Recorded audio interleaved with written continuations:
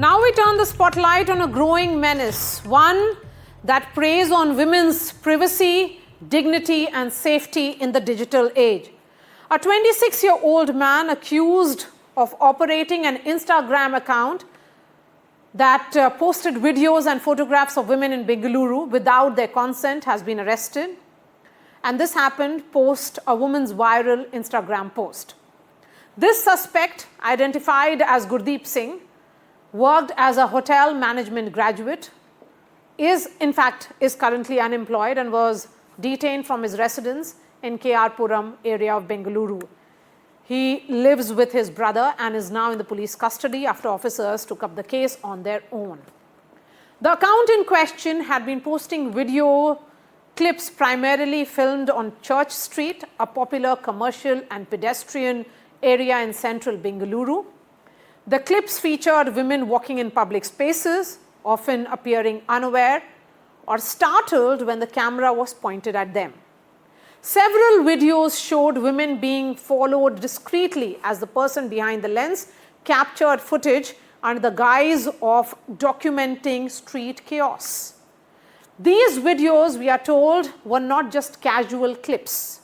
They were predatory, targeted, and deliberately circulated to objectify and shame. Let's be very clear, this is not content creation, this is not free speech, and this is a crime. In a city like Bengaluru, vibrant, cosmopolitan, fast-paced, where women step out to work, study, travel, and just live their lives. But incidents like these send out a chilling message that even in public spaces, even in broad daylight, your safety is not guaranteed if someone decides to violate it with a camera, phone, and an internet connection. And the problem is not limited to one man. This has become almost like a trend, faceless, nameless accounts uploading voyeuristic content on social media for likes, shares, and virality. Women reduced to content, treated as objects without any thought about consent or consequence. So we must ask, why is it so easy to film and humiliate women online and get away with it until someone complains? Why are platforms not proactive in flagging and taking down such content? And more importantly, why do so many people continue to watch, comment, and share instead of report? This is a serious gap in awareness, law enforcement, and platform accountability, and women clearly are paying the price. This isn't just a law and order issue, this is about the kind of society that we are becoming, where women's everyday existence is at risk of becoming someone's viral moment. So tonight, as we report this arrest, let us also demand stronger laws, faster action, and zero tolerance. Because a smartphone in a wrong hand is not just a device, it's a weapon, and it must be treated as such. Joining me on the show, NS Napinai is the founder of Cyber Sathi. Welcome, NS Napinai.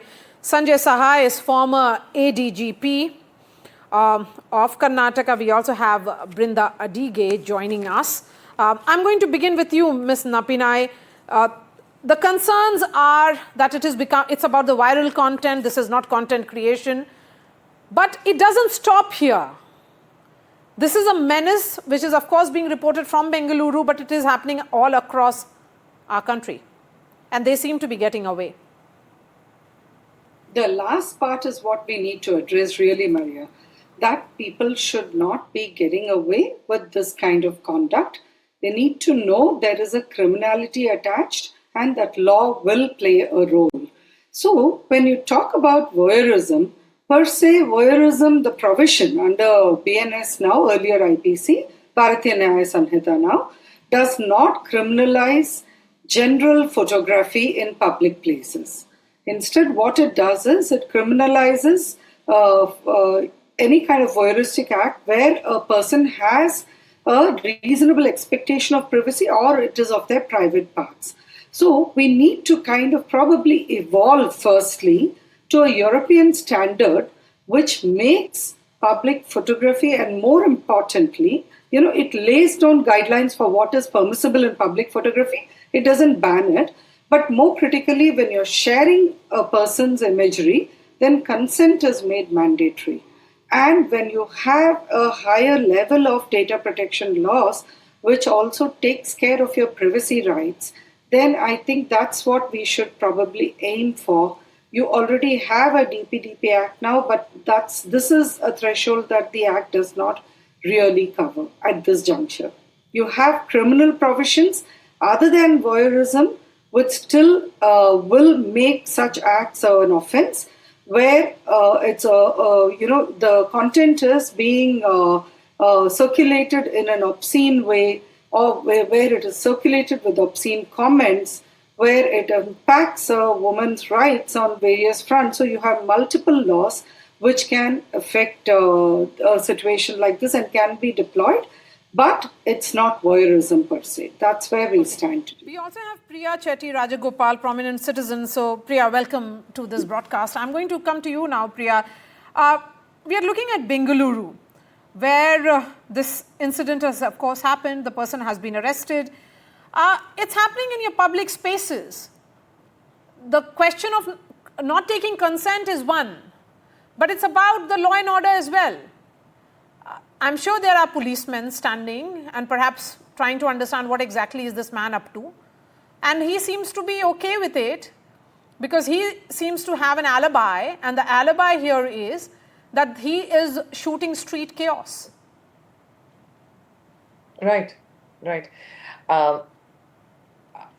First and foremost, as far as this incident is concerned and the way it has sort of spiraled, and it has also shown up something really, really important, which is the casual attitude towards filming, here specifically women, because there's a definite concern about that. And in this context, and in an effort to either, make this salacious or, shameful or whatever that was intended, I'm glad that the spotlight has fallen on it, and this very difficult situation has been sort of brought to light.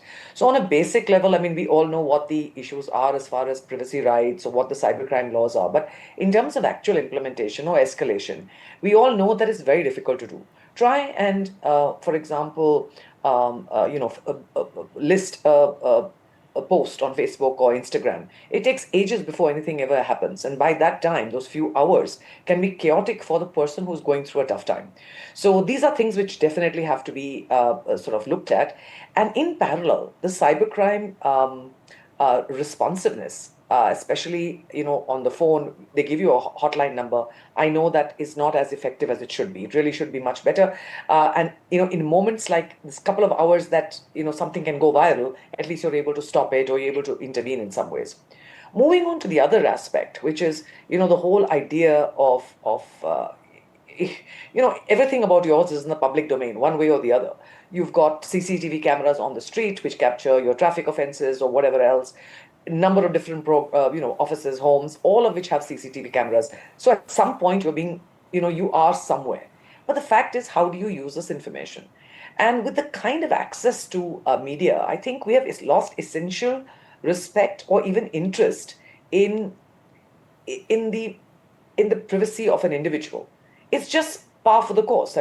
You watch Instagram on a loop, you will just see hundreds of things, somebody's feed, somebody on a beach, conversations, talking to strangers and posting rubbish about them on a social media. This seems to be more par for the course than anything else. So I don't have an answer on that, because where does creativity stop and where does this kind of nonsense absolutely something has to be done about that. But we have to admit that the fine lines between, say, a conversation or creative intent it can be allowed, and this can't. So how do we do it? And how do we create the systems and processes that will make sure that the powers that be, whether it is a social media platform, whether it's the IT Act, whether it is the the cyber police responsiveness, these needs to be escalated. There's a very small input, I'll tell you, and this was related to more the animal welfare part of it, which I had, which I was doing some work on. And we were working on something called banning online pet sales.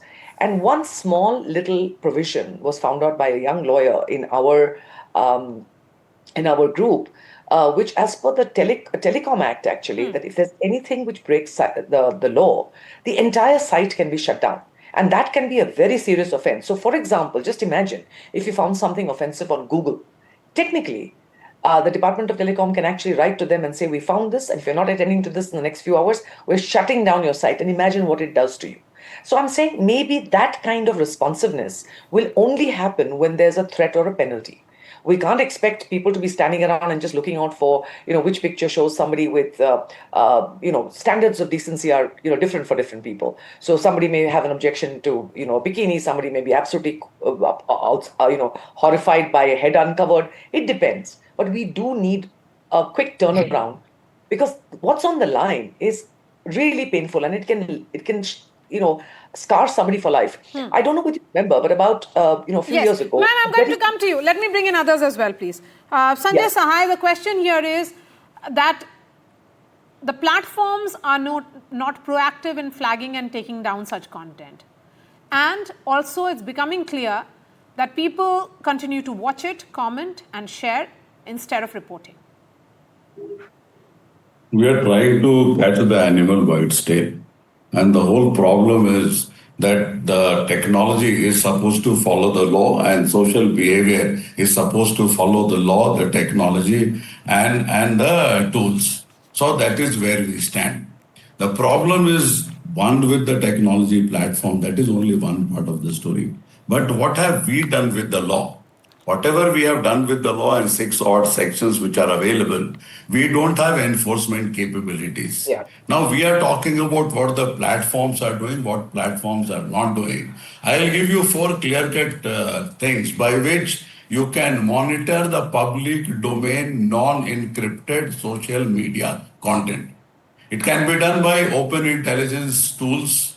There are hashtag and keyword tracker. You have AI-based video analytics. You have crowdsourced reporting channels. I don't think any of these things are working in a full-fledged manner with the Indian enforcement agencies.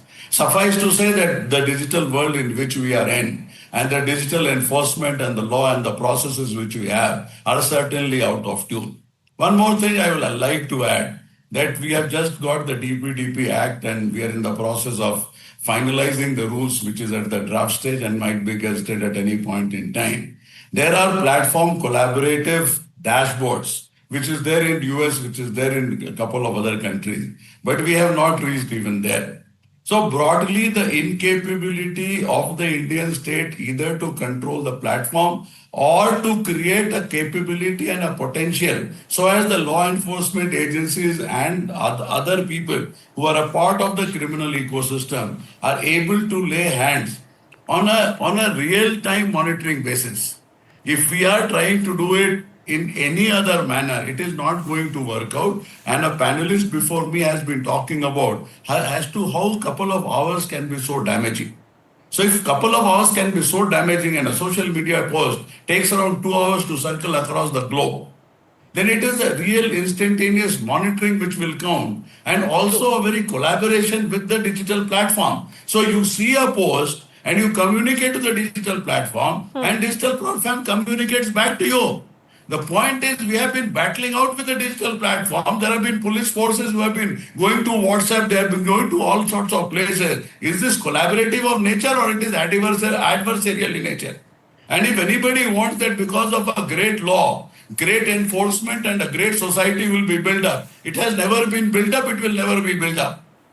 So broadly, what our search procedures, we just have a couple of sections, that is nearly all. Justice Verma said, you put voyeurism, so voyeurism was put as a part of the Criminal Amendment Act in 2013. If you see the police side, you come to the police station level, does the police station have the capability of doing social media monitoring? Let's be very clear about it. It is a lot to do with women and girls, but I think it has hugely to do with national security, with intelligence, with crime detection, with law enforcement, with crowd management, to literally anything and everything, because social media is where everything lies today. Good, bad, ugly, literally everything. You come to the political trolls. What is the nature of language being used?